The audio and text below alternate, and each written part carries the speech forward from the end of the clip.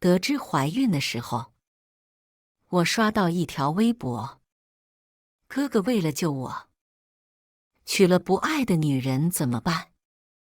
我正感叹渣男太过炸裂，点进去，却发现博主是我的小姑子，而那个渣男是我的老公。大家好，开始今天的分享之前，希望你能给人间烟火点个订阅，我将会分享更多优质的内容。我点进去看博主的头像，确实是老公的妹妹顾云生。顾少峰怎么可能不爱我？回忆起刚认识那天，我在饭局上被一个导演疯狂灌酒，他甚至想用油腻的大手摸我。装什么清纯啊？这身子都不知道跟过多少人了。说完就想直接拉我去酒店的房间。是顾少峰，京圈里最雷厉风行的太子爷。他直接握住那导演的手，狠狠地掰断导演的手腕，然后踹了一脚。下次再让我看见你对女演员动手动脚，嘴巴不干净，就别怪我让你从这个行业消失。之后，他开始对我展开追求。后来他告诉我，他从小父母早逝，只有一个领养的妹妹，和他相依为命。他渴望有一个自己的家庭，而我从小父母离异，我同样有着对家庭的向往，所以才认识不到2个月就同意和他闪婚。我很爱他，在得知他妹妹患有尿毒症需要换肾，还主动提出配型。原来一切都是他在演戏。难怪那天我答应捐肾的时候，他异常高兴。可是，他一个京圈太子爷，想要给养妹换肾，何必这么大费周章呢？甚至搭上了自己的婚姻。如今我怀孕了，他会不会改变主意？我想找他问个清楚。正要敲门，却听见他不屑地对顾云生说：“我怎么会爱上他呢？一个戏子能配得上我？那你还跟沈维领证？”我的心口一紧，这场婚姻果然是个骗局。我这么做还不是为了你吗？小没良心的。顾少峰摸了摸顾云生的头，又捏了捏他的鼻子。你的血型特殊，这么多年只找到他跟你的配型成功。不领证的话，怎么成为名正言顺的一家人？他哪有那么容易捐肾？原来是这样，我就说做戏而已，何必真的和我结婚呢？原来是怕我不肯捐肾，想用家人这个关系对我道德绑架。我右手紧紧握住拳头，牙齿重重地咬住，不让自己发出一声抽泣。但是眼泪早已不听话地从眼里奔腾而下。那你日久生情怎么办？要是这样，我宁愿病死了，也不要你出卖自己。顾云生撅了撅嘴，我要的不是他的人，而是他的肾。放心，哥哥会救活你的。顾云生不依不饶，紧紧攥着他的手。哥哥，如果我和他在手术时同时发生意外，你会救谁？我耳边贴近房门，生怕自己听错一个字。此时心里仍抱有一丝希望。然而他沉默了片刻，轻声地说：“老婆可以再找，但是妹妹只有一个，当然是你了。”虽然早已经做好心理准备，但是真正听到的时候，心一顿刺痛，像活生生被人拿刀剪成碎片。哥哥，今晚别走好吗？我想到你和他睡在一张床上，我的身体就更难受了。接着，顾云生紧紧地抱着顾少峰，将自己严丝合缝地贴在他的背上。虽然已经猜到他们这对没有血缘关系的兄妹不单纯，但是亲眼见到还是不免感到震惊。哥哥，你要了我吧？我们是兄妹。顾少峰隐忍地开口，转身却把他抱到怀里。但我们根本没有血缘关系。如果不是因为顾及名声，今天和你领证的人是我才对。顾云生泪眼婆娑，看上去让人想要怜惜。顾少峰轻轻吻着他的额头、唇角、锁骨，用充满情欲的嗓音哄着顾云生：“乖。”后面的话我没有再听下去了。这对兄妹的肮脏关系令人作呕。回到房间，我自虐般继续翻顾云生微博。我越往下翻，心就越凉。配图：一双熟悉的骨节分明的手端着瓷碗，里面是冒着热气的参鸡汤。顾云生的配文：他为我熬了整整2个小时的汤，我努力了还是喝不完，最后让他带回去公司。他加班太辛苦了。上面的日期就是顾少峰给我送汤的那天。原来我以为的爱心补汤，是别人喝剩下的。想起那日的汤，我不禁觉得想吐。他听说山上的灵隐寺很灵，一大早就上山为我请平安符，希望我长命百岁。配图是一张他带着平安符的照片，日期也是送我平安符的那天。原来他去山上不是为了我。顾云生的平安符的跟我不一样，他的看上去格外精致，而我应该是赠品。我居然还傻傻的把它当成宝贝，一直带在身边。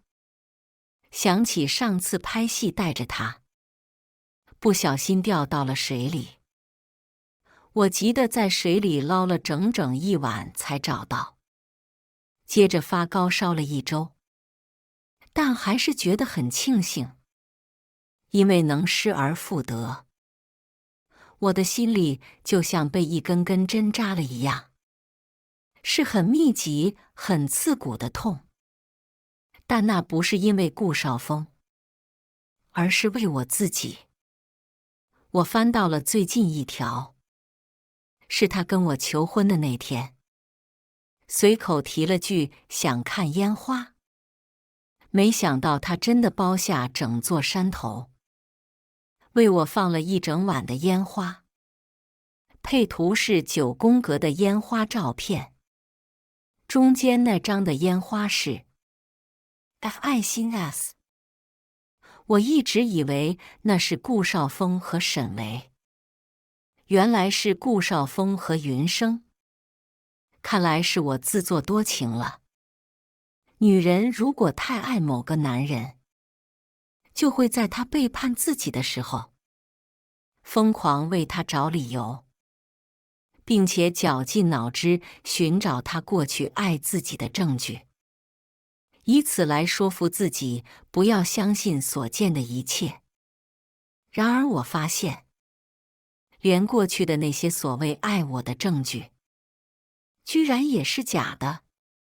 哥哥骗婚，养妹知三当三，而且兄妹背地里还有一段不可言说的骨科恋情。你们兄妹真是个好样的，把我耍得团团转。我的胸口好似被水泥封住，一时无法呼吸。在绝望中出现上帝给的糖，却被恶魔裹了砒霜。怪不得他领证后一直没决定举办婚礼的日期，原本就只是利用我而已，何必做那么全？我打开微博小号，发了一张肾脏配型成功说明，配文希望能帮到他的妹妹，希望我们一家人永远在一起。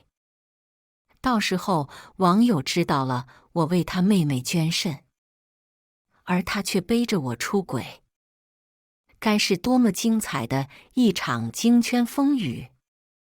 这时顾少峰蹑手蹑脚地回到房间，动作轻缓地躺回我身边，他身上似乎还带着顾云生的香水味。我假装翻了个身，把自己背对着他，硬生生把想吐的感觉憋回去。既然你们想要我的肾，那我偏不给。而这个孩子，我也不打算要。我要让顾少峰知道，亲手杀了自己的孩子是一种什么感觉。我也想让顾少峰尝尝被践踏真心是一种什么滋味。第二天，顾少峰的兄弟们听说顾云生出院了，都到家里看他，还留下一起吃饭。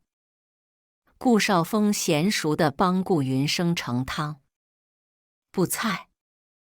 顾云生看了一眼生煎包，顾少峰就认命般地用筷子把皮戳破，把馅夹到自己碗里，然后包子皮夹给他妹妹，接着又吃了一口顾云生咬过丢在他碗里的山药。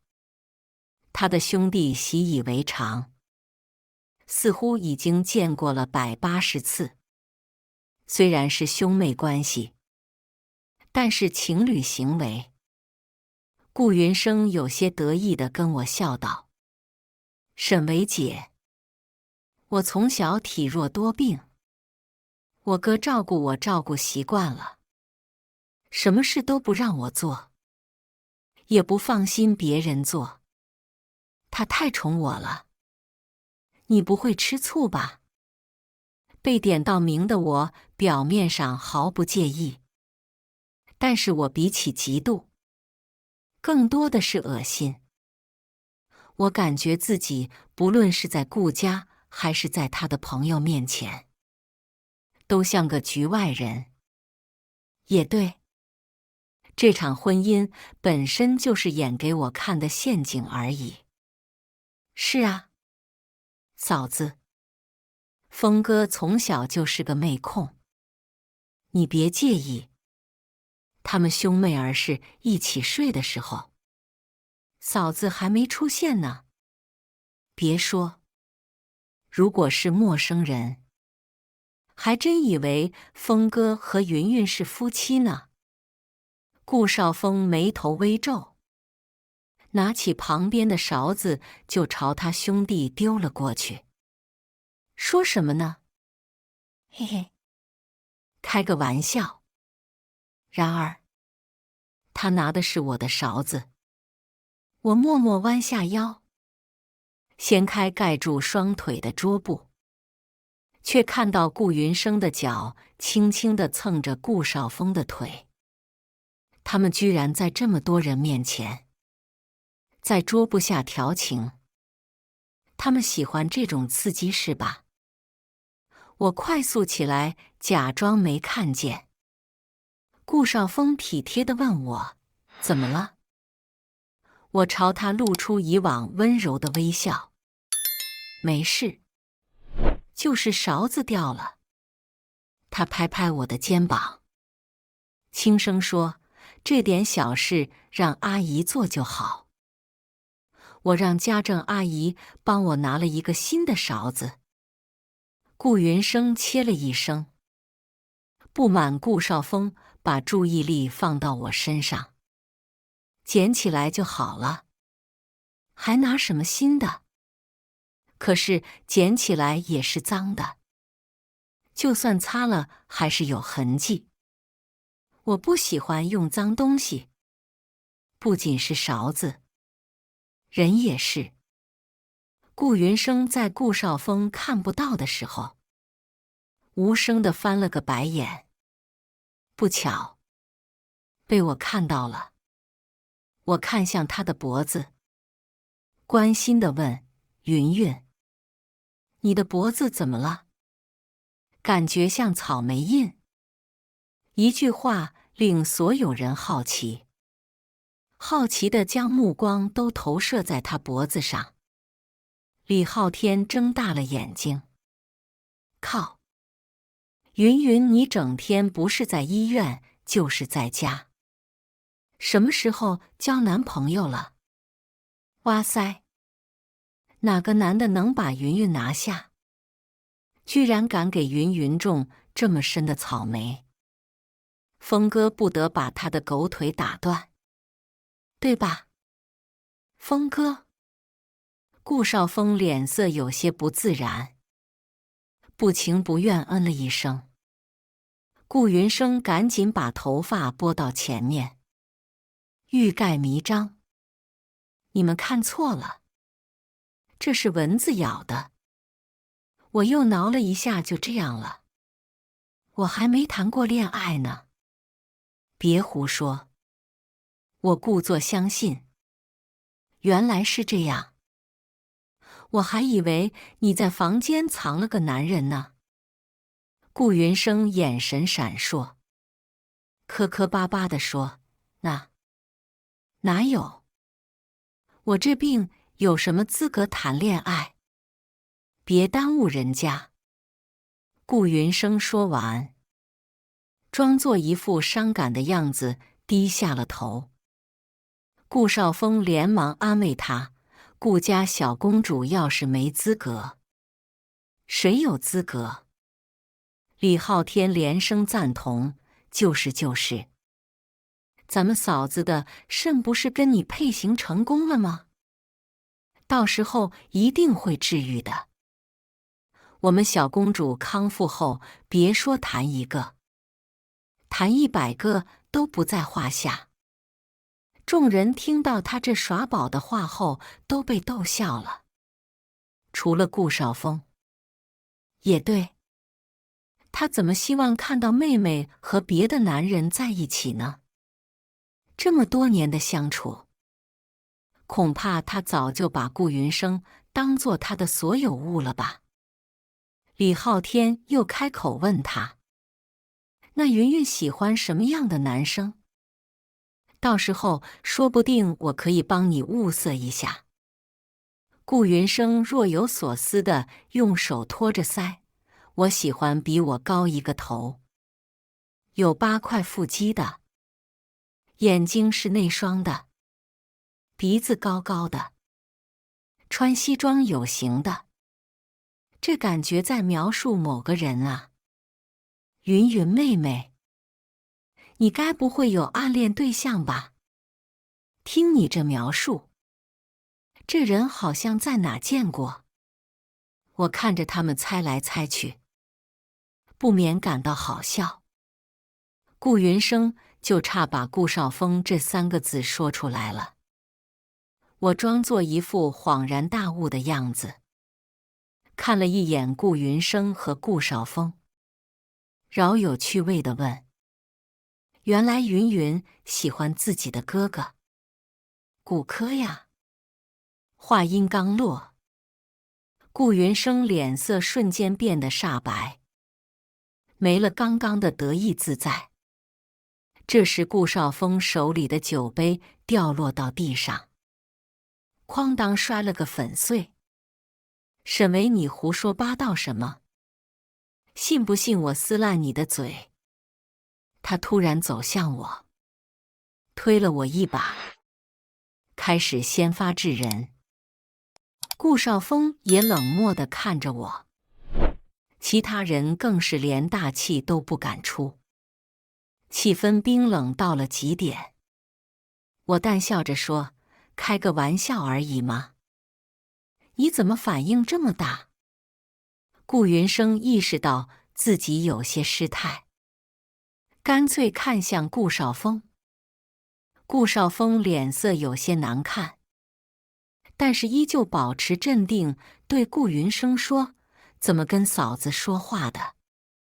没礼貌。”此时此刻，顾少峰和顾云生估计都以为被我发现了什么吧。他们会在想，我会不会在外人面前说漏嘴？这桩豪门丑闻该不会是从我这爆出来的吧？而另一些人，顾少峰的朋友们也一脸八卦地看着我。我优雅地抿了一口酒，缓缓开口：“就是最近在拍一部伪骨科的电视剧，叫《白色生死恋》，所以一下子就联想到云云和他哥身上了。你们也知道我是个演员，想象力比较丰富嘛。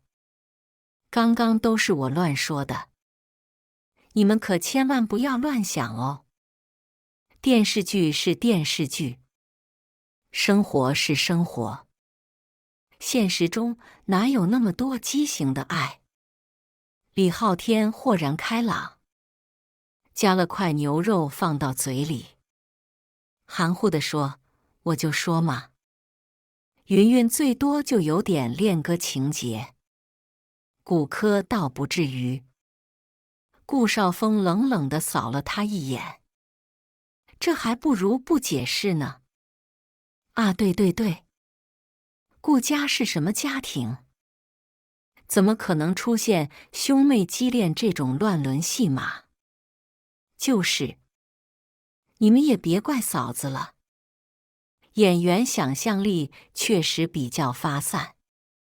然后又有人悄咪咪地说：“其实嫂子没说骨科之前，我就觉得有点像峰哥，但我没敢说。”你闭嘴吧你！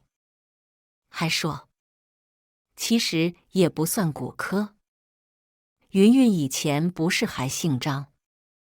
身为演员，我知道怎么演才让他们觉得我是无心之失。我转过身，拍拍顾云生的手，一脸抱歉地对他说：“云云，刚刚我说话急，让大家误会了。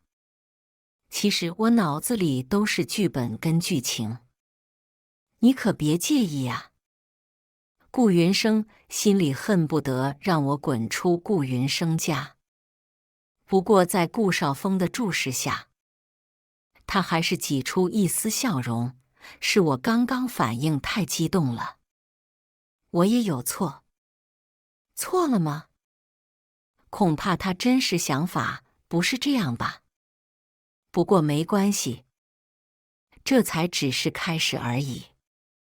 离给顾云生捐肾的日期越来越近了，但是我检查出了轻微肾炎，需要康复后才能做手术。顾少峰知道后变得更加紧张我，整天守在我的身边，像极了24孝老公。其实我知道，他不过是担心顾云生的身体坚持不了那么久罢了。不过我并没有生病，只是拜托在医院上班的闺蜜陈莹莹，让她帮我弄了份假的体检报告。同时拜托他帮我开点药，让我吃完后更像生病，这样才能更好的把戏做足，才能骗过顾少峰。看着他急得团团转，估计心里很不好受吧。我躺在床上，一副病恹恹的样子。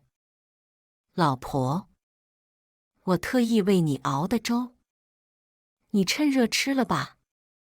顾少峰端起碗坐在床沿，舀了一勺粥，在嘴边轻轻吹了一下，送到我的嘴边，眼里的担心让人看不出半分虚假的成分。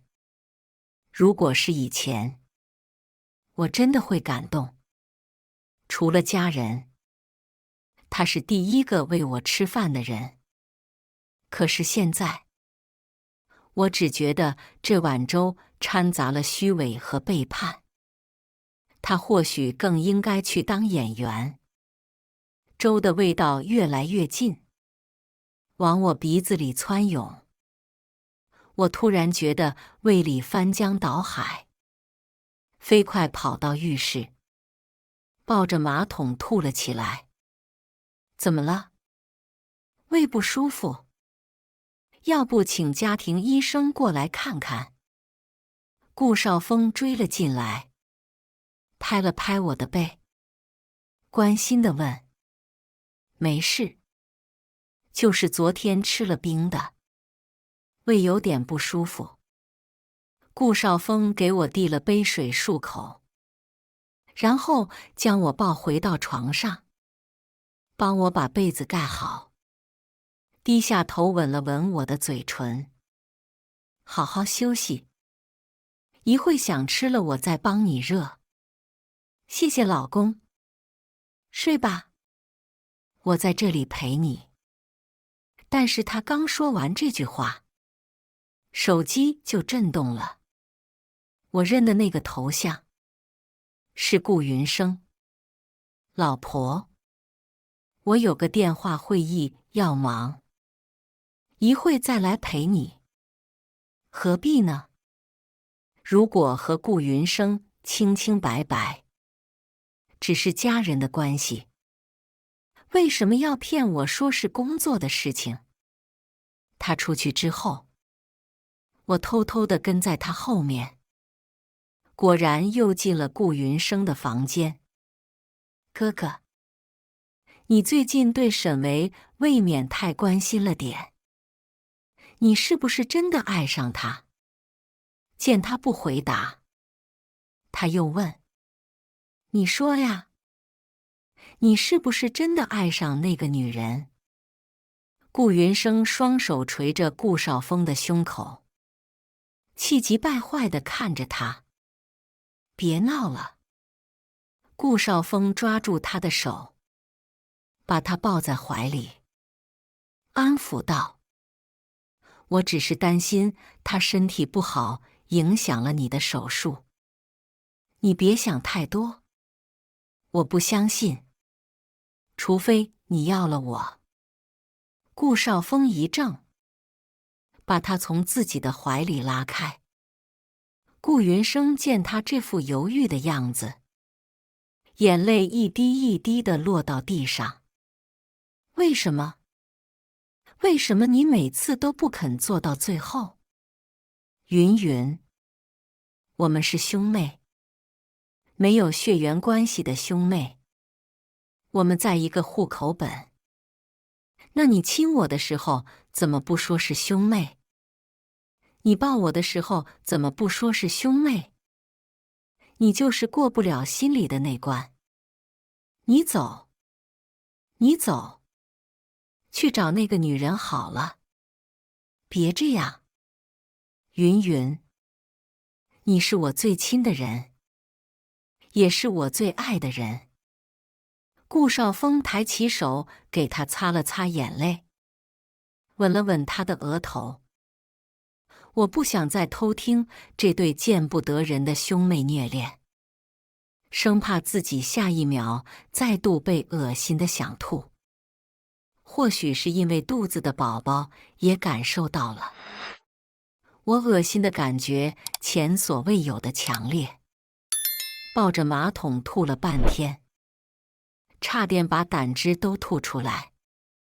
第二天，我强撑着身体去拍戏。顾少峰不放心，说要陪我去片场。老公，真的不用了，你还是去上班吧。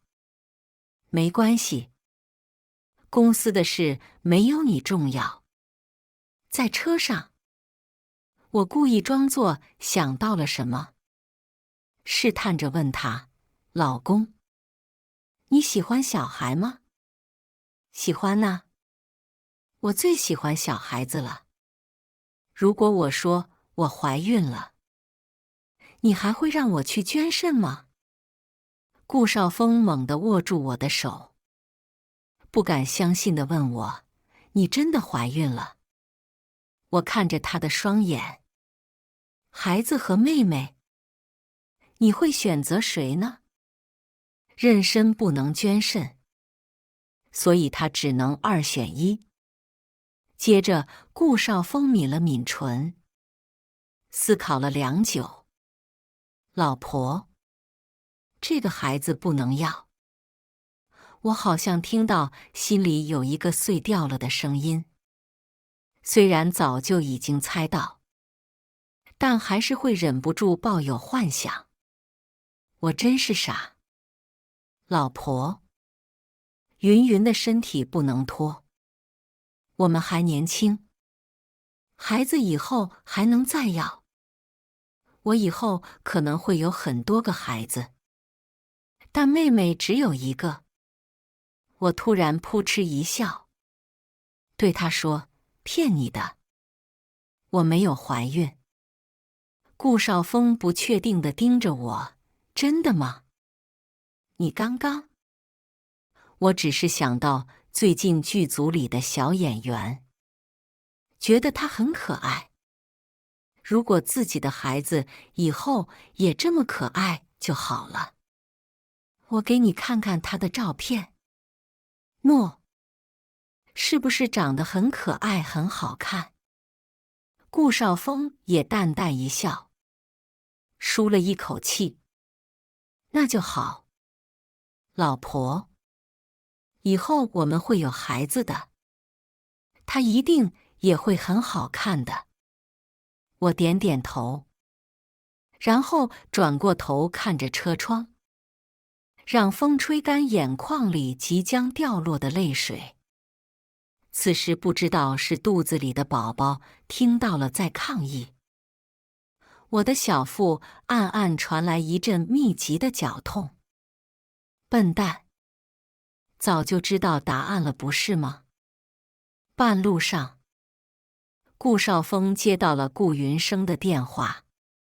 好，你别做傻事，我现在过去。顾少峰让司机靠边停车，然后转头跟我说：老婆，云云病情恶化，现在在医院，你自己打车去剧组吧，我要赶过去看她。恶化？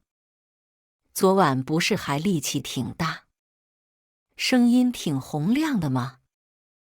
我忍着肚子的疼痛问他。现在就得过去。对不起，老婆。如果我不让你过去呢？你没看出来我也不舒服吗？你是不是生理期来了？回去喝点热水。别闹。你该不会连我妹妹的醋也要吃吧？顾少峰说完就解开我的安全带，一点商量的余地都没有的帮我打开车门。明明就不到1公里的距离，都不肯送我过去。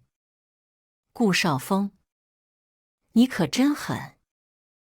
我忍着痛，保持从容优雅地下了车，不让自己在他面前落下一滴眼泪。不仅身体，我感觉我的心也痛到无法呼吸。如果他真的爱我，就会察觉我的脸色不对，而不是把我放到大马路上不管。此刻我连站着都觉得痛苦万千。我摸了摸小腹，无声地对宝宝说：“对不起。”很快就能结束了，很快就不会让你这么痛苦了。我跟剧组请了假，接着打了一辆车，跟着他后面。我一路跟着他来到医院的病房，门没关上，我站在门外，脚步就像灌了铅，不敢前进一步。云云，你怎么样？哥哥，你来了。顾云生抱住他，脸上画着妖艳的妆容，一点也不像生病的样子。你不是说你难受？哥哥，我害怕。我害怕手术失败，再也醒不来了。我不想留遗憾。说完，他踮起脚尖吻着顾少峰的嘴唇。云云，这是在医院。哥哥，你也想要我的，对吗？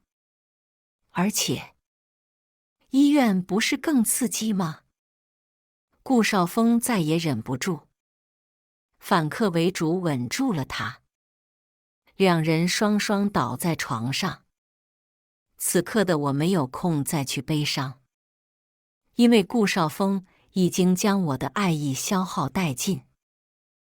我拿起手机，将他们刚刚的行为都录像了下来，然后转身离开。我回到顾家，在通讯录找到圈内最有名的狗仔，用刚买的虚拟手机卡插上手机，将刚刚拍到的视频发给了他。京圈太子爷和京圈小公主的不伦之恋，即使没有血缘关系，但名义上可是兄妹。哥哥出轨，妹妹是小三，想必会在京圈引起一阵不小的谈论。我打开微博，看到顾云生的小号又更新了。我终于成为他的女人了。配图是一张男人睡颜的侧脸，虽然模糊了人脸，但是我还是可以看出来就是顾少峰。肚子猛然抽痛了一下，看来宝宝真的是很不喜欢这个爸爸呢。我刚想关掉手机，他却又更新了一条。装病好麻烦哦，他只要了我一次，说不能让我太劳累。装病，他意思是他这次住院是装的，还是他的肾根本没有病？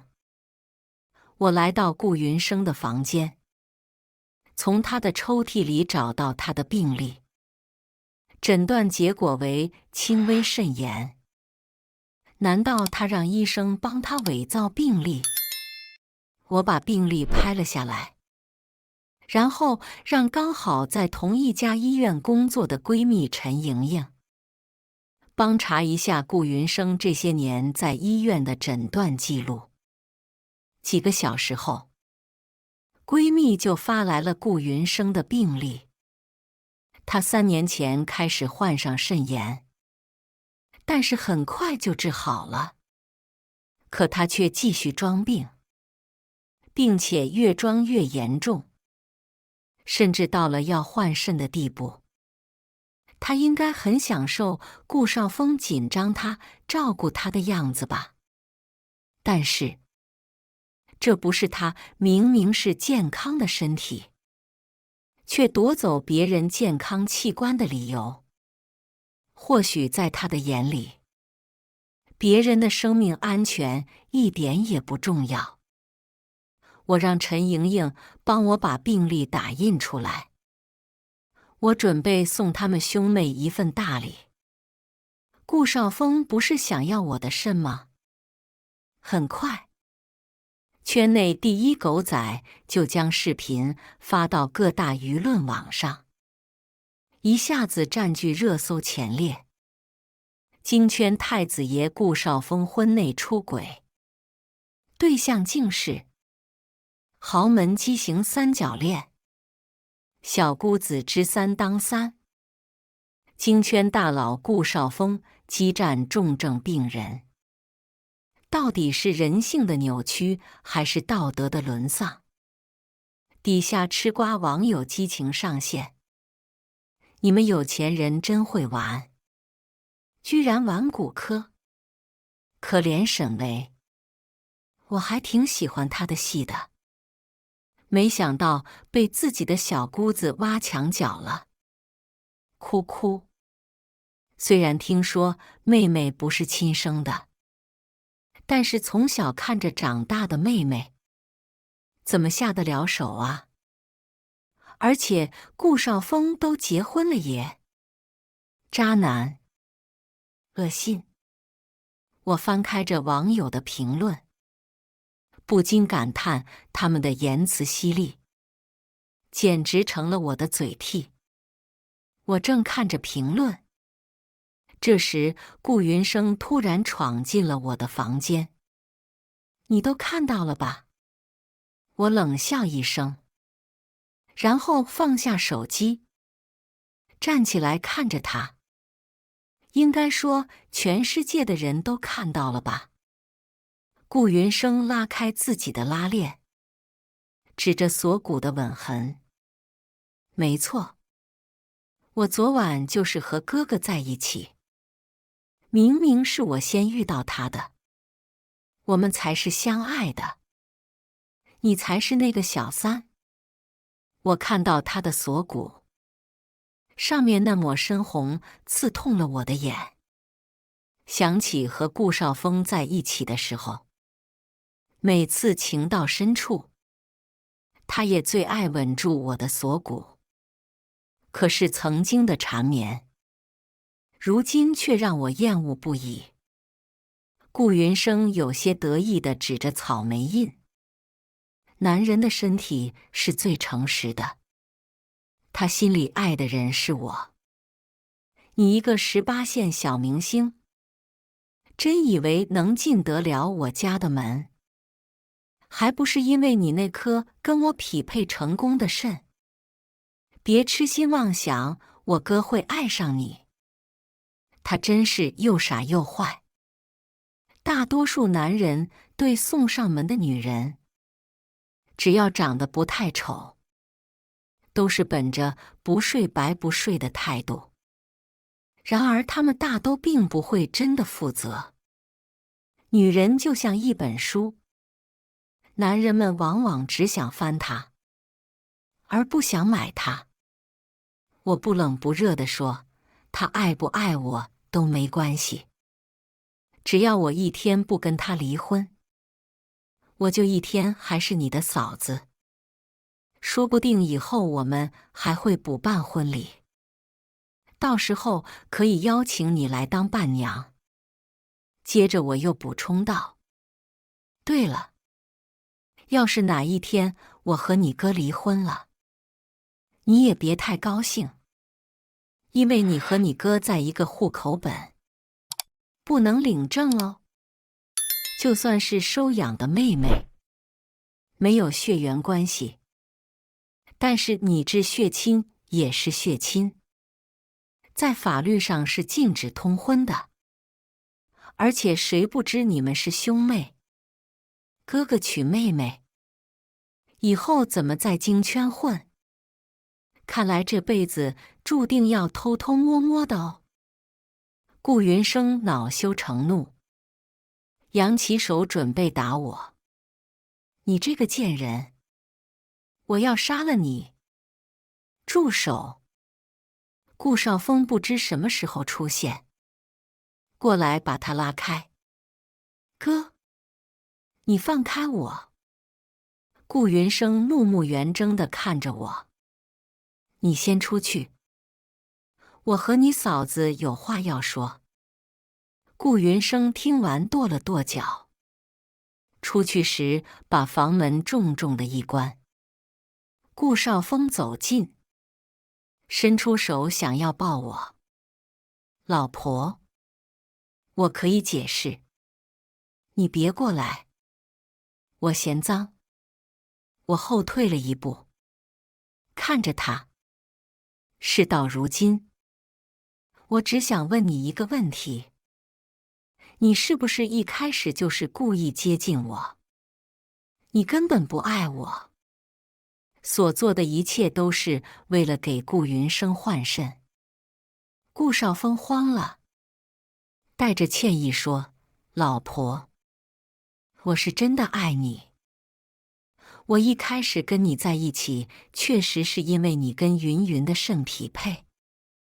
但是后来，我真的爱上了你。”他说着说着，竟然落下一滴泪。你那天被导演调戏，当时我就在想，这么单纯的女孩子，我一定不能让她被玷污。我在后来的相处中，真的渐渐被你吸引。我喜欢你明明怕高，却一脸淡定的吊威亚时的敬业。我喜欢你明明不善交际，却尽力参加社交，只为了得到试镜机会的事业心。我喜欢你明明怕疼，却愿意为了我帮云云配型做各种检查。或许我比我以为的更早爱上你。顾少峰眼神深情地看着我，对我表白。不过我早就放弃他了。我用嘲讽的眼神看着他，淡淡道：“爱我？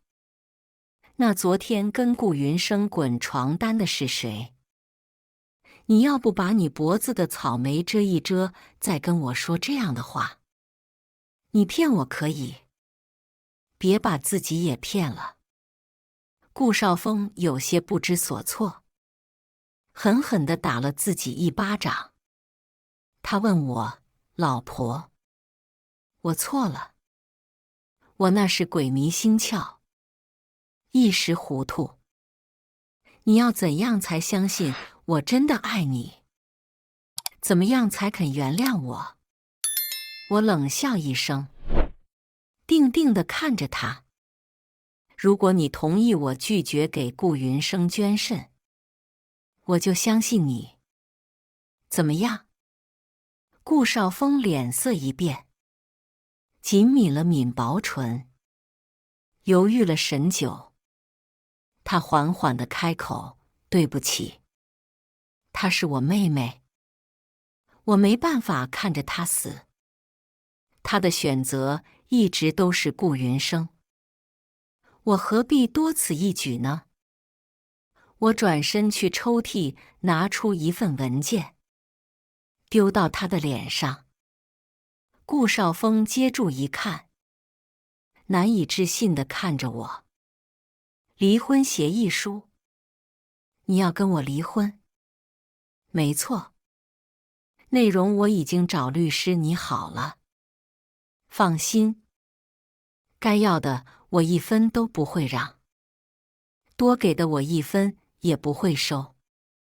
赶紧签字吧。”顾少峰握住我的手，像个孩子似的求我：“我们不离婚好不好？”我面无表情地把他的手从我手上抽开，冷冷地说：“如果你不签，那我就不做手术。你凭什么以为我会给一个小三捐肾？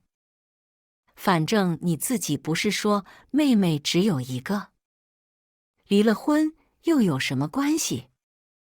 真的没有商量的余地了吗？”顾少峰阴哑着嗓音求我。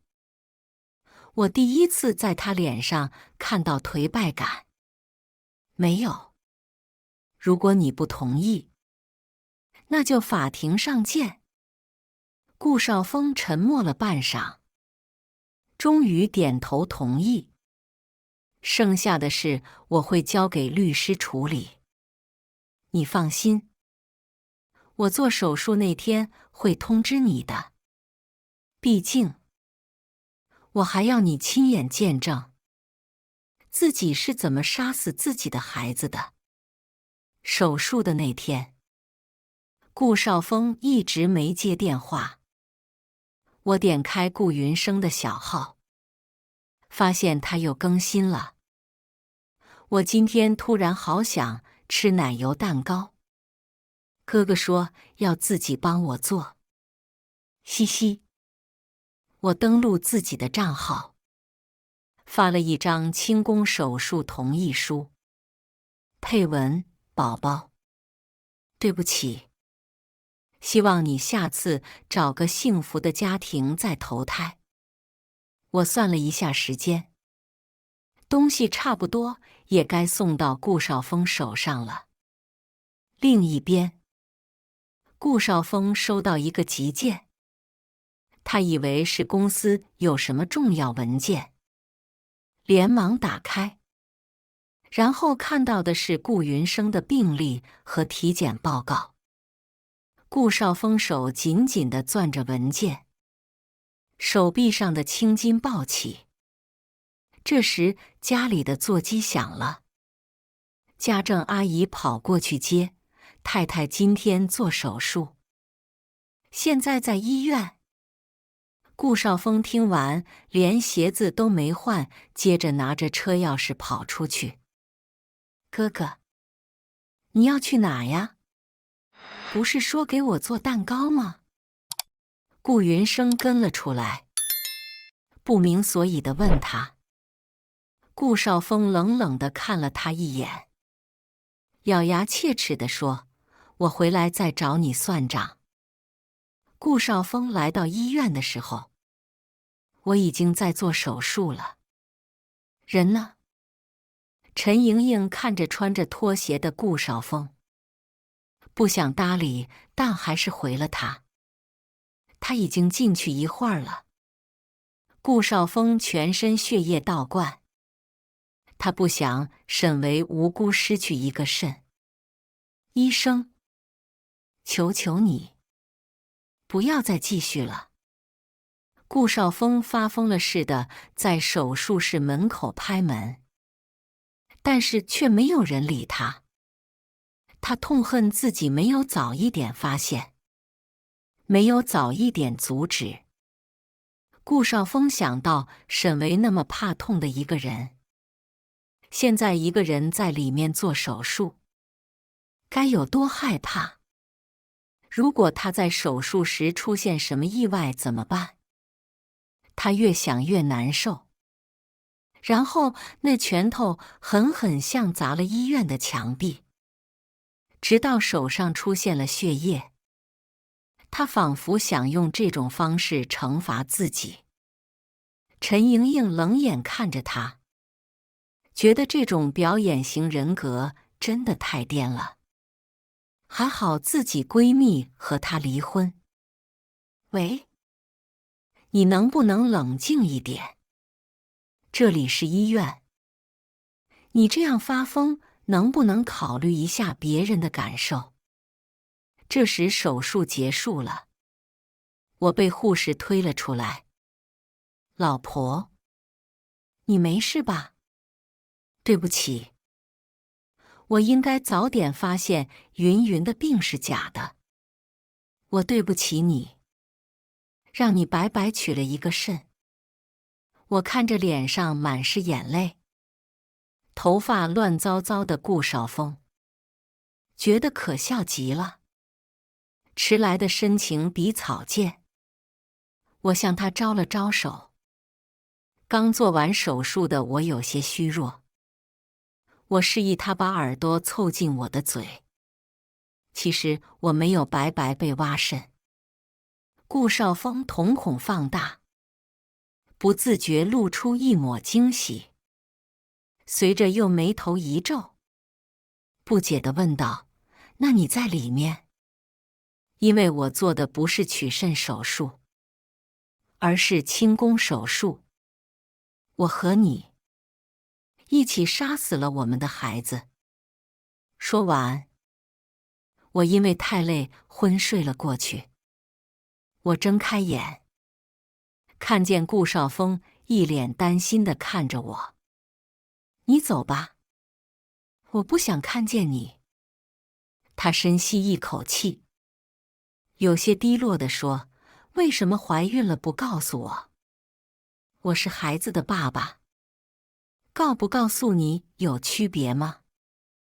你忘了我问过你，孩子和妹妹你选谁？你说孩子以后可以再要，妹妹只有一个。怎么，这么快就不记得了？”顾少峰双唇翕动，但是半天还是找不到解释的理由。我们已经没有关系了，是你亲手把我推开的。你走吧。他牵着我的手，眼眶湿润。对不起，你别不要我。我用力地把手抽回来，看着他。其实我早就知道你和顾云生的关系了。在我们领证的那一晚，我看到你半夜在他房间说的那些话。你知道我当时的心有多痛吗？我给过你很多机会，但是你每一次都抛下我。我自始至终不是你的第一顺位选择。顾少峰不死心地问我：“你不是说过这辈子只爱我一个？”我现在只会爱我自己。老公可以再找，但沈维只有一个。你不要再来找我了，我不想再见到你。每次看见你，都会让我想起被你背叛的那些事。每一次都让我觉得恶心作呕。顾少峰行尸走肉地回到顾家，顾云生立马迎了过去。哥哥，你出什么事了？怎么一脸失魂落魄的样子？顾少峰冷漠地看着他。我问你，你真的病到需要换肾了吗？顾云生一愣，装傻道：“哥，你说什么呢？我听不懂。”顾少峰冷哼一声，从口袋里掏出他的病历和体检报告。你还想骗我到什么时候？你知不知道，你害我失去了我和沈维的孩子，还差点害他失去一个健康的身体。顾云生第一次见哥哥那么大声对自己说话，一时接受不了，开始不装了。对，我就是骗你的，我根本不需要换肾，我就是看不惯沈维。凭什么他可以当你的妻子？顾少峰听到他想这么伤害沈维，忍无可忍地扇了他一巴掌。哥，你打我！你居然为了那个女人打我！你知道我为什么要装病吗？因为我跟你告白的时候，你拒绝我，说我们是兄妹，去 TM 的兄妹。你明明也有那方面的心思，不是吗？然后我发现，每次我一生病，你就对我格外的照顾，所以我决定装得更严重一点。我好喜欢看你为我着急，为我担忧的样子。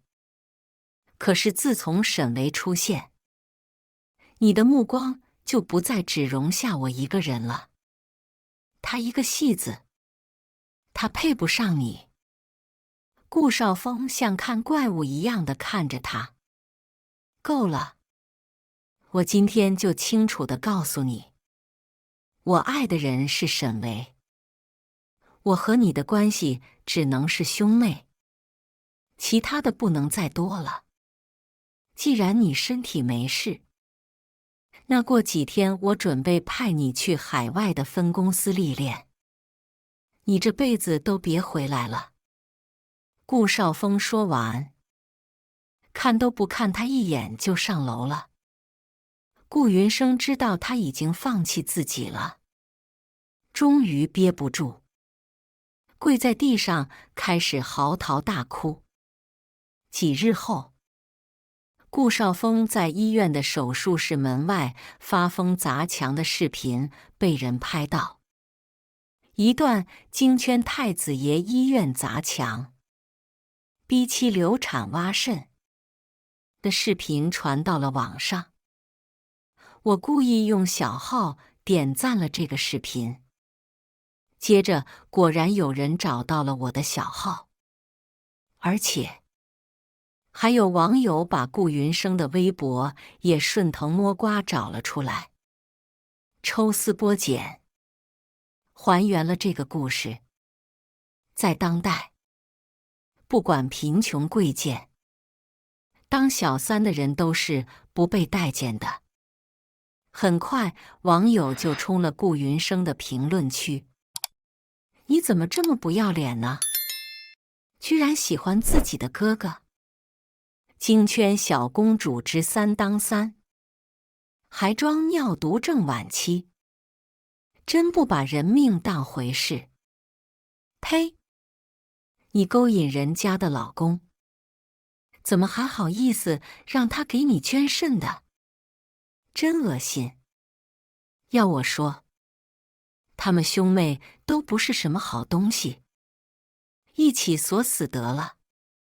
不仅他的微博，顾氏集团的官博也沦陷了，评论区都是网友在批判他们兄妹的言语。不过那跟我有什么关系呢？我不过是小小的推波助澜一把，让网友吃瓜罢了。我冷眼看着这一切，心想这些都是顾少峰和顾云生两人应得的。我知道他出轨自己的妹妹的时候，就改变主意，决定不给他捐肾，然后再利用他们的丑闻曝光，逼他和我离婚，以此为条件骗他说我同意捐肾。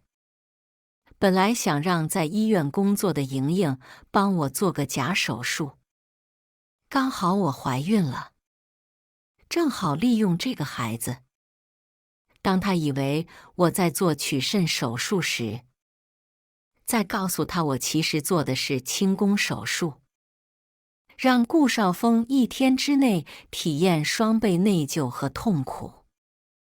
他骗了我，我也骗了他。这天，我回家的时候，在小区遇到了顾云生。沈维，网上那些骂我的人是不是你找的？我哥的视频是不是你故意找人拍的？我嗤笑问他，这重要吗？你知三当三，和自己的哥哥在一起，难道不是事实？你看我怎么收拾你！说完，他伸手想要打我，然而我先他一步按住他的手，然后用另一只手狠狠地扇了他一巴掌。这里是监控盲区，打他最适合不过了。这巴掌是打你明明身体健康，却想挖我的肾。你知不知道？多少病人因为没有找到匹配的器官而失去生命？你如今落到人人喊打的下场，是你活该。顾云生听完还不罢休，想冲上来再次对我动手。可是他手还没到，就被顾少峰拉住了。回去，别让我找保镖把你绑回去。顾云生踩着高跟鞋走了。顾少峰一脸歉意地看着我，抱歉，我这2天就准备送他出国，以后不会让他再来打扰你了。他看上去憔悴了甚多。接着他突然跪下，红着眼眶望着我。小维，能不能再给我一次机会？给我一次选择你的机会，让我再爱你一次，好不好？不知道为什么，我此时心里不仅没有一丝感动，甚至还感到厌烦。我已经向前看了，希望你也可以。我不会捡回自己扔掉的男人，因为我没有捡垃圾的习惯。说完，我转身离开。后来，我听说顾云生出国后真的生病了，而顾少峰因为和妹妹这段不伦丑闻，让公司股价暴跌，让他更加焦头烂额处理工作，压力太大，经常借酒消愁。没想到他却在深夜酒驾，导致严重的车祸。虽然捡回了性命，但是他的肾脏从此落下后遗症。知道这一切的时候，我已经释然了，仿佛觉得他们跟我的交集都是上辈子的事情了。当我把人生的路线拉长，就会发现，其实眼前的坎坷其实不算什么。在往后的日子里，我会继续做好演员的工作，我会重新遇到属于自己的真爱。以上就是今天分享的故事。大家有什么想说的、想吐槽的，欢迎在下方评论交流。也更希望能给人间烟火点个订阅，我将会分享更多优质的故事内容。